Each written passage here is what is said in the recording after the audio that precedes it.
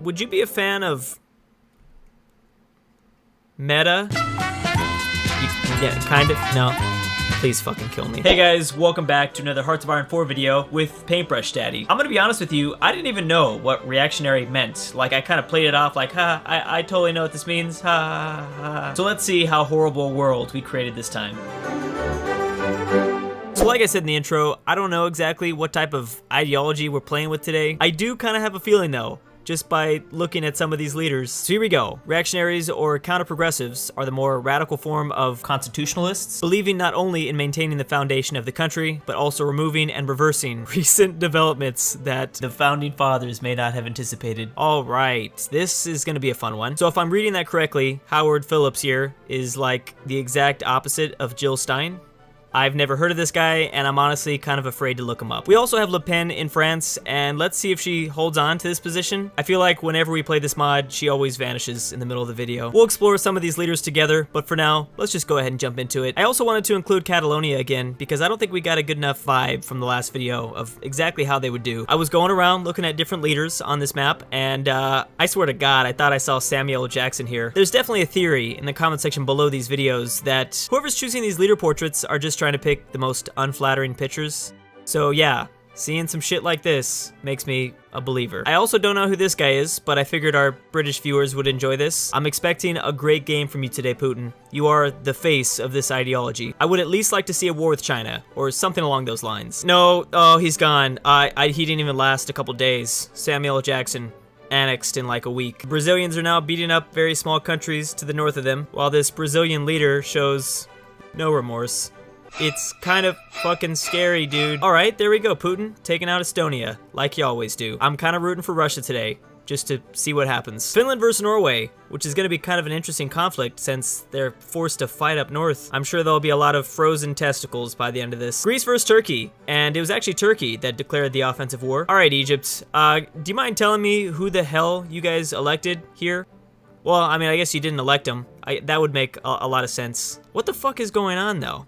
Is it Ash Wednesday? Hey, Australia, I wouldn't be laughing though, okay? At least they don't have fucking Alex Trebek as their president. Okay, we've seen this war before, but never this early. And there's always like other members that get involved because of a faction. Poland straight up versus Belarus sounds like a good one. Dang, Turkmenistan isn't taking any shit, especially not from Afghanistan. But will they be able to finish the job? Because they still got a ways to go. I gotta hand it to Poland. They've consistently been one of the most interesting countries in all these videos, whether it's them getting involved in wars just like this, or just having cool ass leaders. I mean, there's nothing interesting about this guy. I'm just saying in previous videos, they were kind of cool, which is great because they're kind of making up for HOI4 base game when Poland constantly just gets butt fucked. I do kind of feel bad for the Swiss though. They're obviously surrounded by 3 stronger neighbors, so their only option is to go to war with Austria, and they don't really even do that too well. Oh, and Pakistan is about to steal the glory away from Turkmenistan. Wow, and there's the peace deal. They kind of dropped the ball, definitely. Oh wait, no, it's not that bad. At least the rest of Afghanistan is their puppet. Oh man, and here comes Mr. Nutt from the UK. All right, I probably should have just used his name. This is gonna sound weird. Well, Ireland is screwed, but that's not much of a surprise. And the first faction has formed under the Algerian Union. I guess Algeria is at war with Morocco. I didn't notice that one. They're not doing that good either. Little update on Eastern Europe. We've got Romania versus Bulgaria, and maybe I was wrong. Maybe Greece can actually get shit done. The now American Union has a war goal on France, and they've had it for quite some time. They just haven't decided to do anything about it. Come on, Howard, stop being a little bitch. Whoa, Israel is going to war with someone that's not Palestine. It's kind of a miracle. We've never seen this before. But Syria's not doing too good. I don't know how long they can last. Oh, also, there's a war in the Korean Peninsula.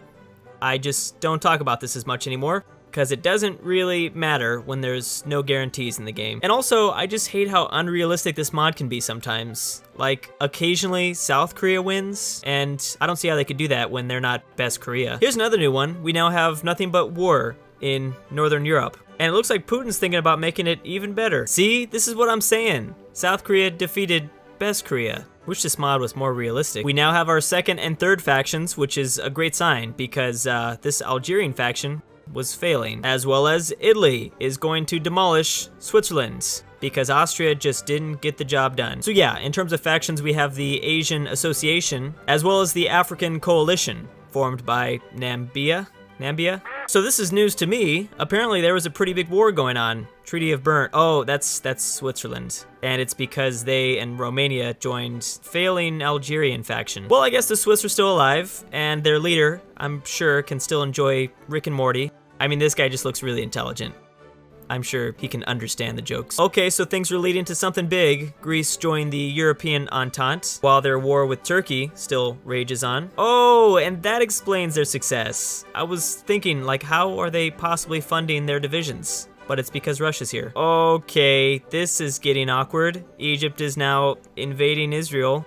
Let's just ignore that so I don't get demonetized. And we got a good old Iraqi-Iranian war. That's always a fun one. Oh, I'm stupid. Okay, I haven't checked this yet. The European Entente is led by Russia. So Putin is starting to do exactly what I asked him to. He's definitely taking charge. But that's gonna get overshadowed here because China has declared war on India, and China just joined the European faction.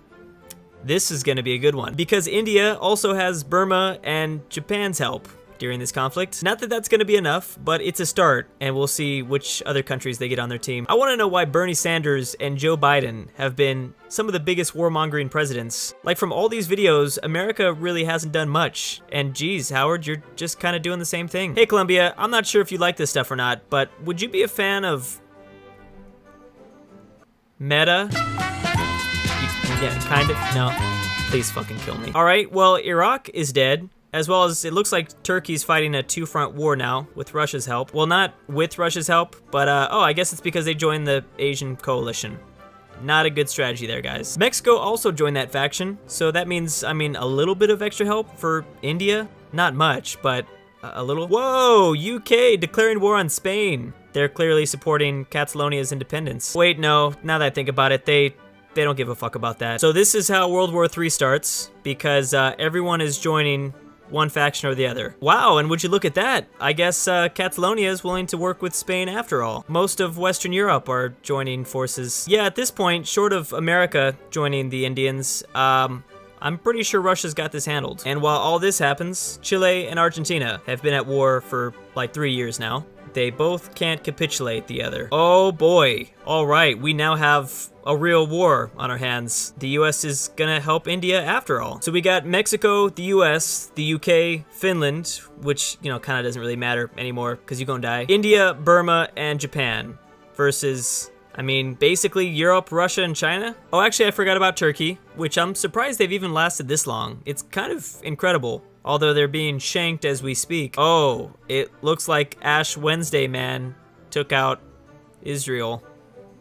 This video is being demonetized. Indonesia has also chosen to help out India a little bit. Probably won't be enough though, but let's kind of see. Well, right as Turkey capitulated, we got Iran and Egypt joining in. I feel like there's hope for this Asian coalition faction, but not much. Okay, well maybe I should just shut the hell up, because every time I say that, somebody else powerful joins in. So Canada, who didn't have a leader portrait before, went back to the Conservative Party instead. Of course, led by Stephen Harper. Which, to be honest, at this point, I'm just glad that I know who this guy is. Well, speak of the devil, guess who just came back to have the greatest cameo of all time? Bernie Sanders, showing up in a reactionary world. You just can't write this shit. That is actually the first time I think we've ever seen the incumbent president lose the 2020 election. I mean, we've seen some American leaders with some really low popularity, but they ended up always serving 2 terms. All right, Sanders, just don't die on us again. It's 2020. You probably don't have long left. He also just inherited a basically unwinnable World War III, so I'm sure he's like me and probably just wants to die right now. I see Armenia grabbed a little bit of Turkish lands.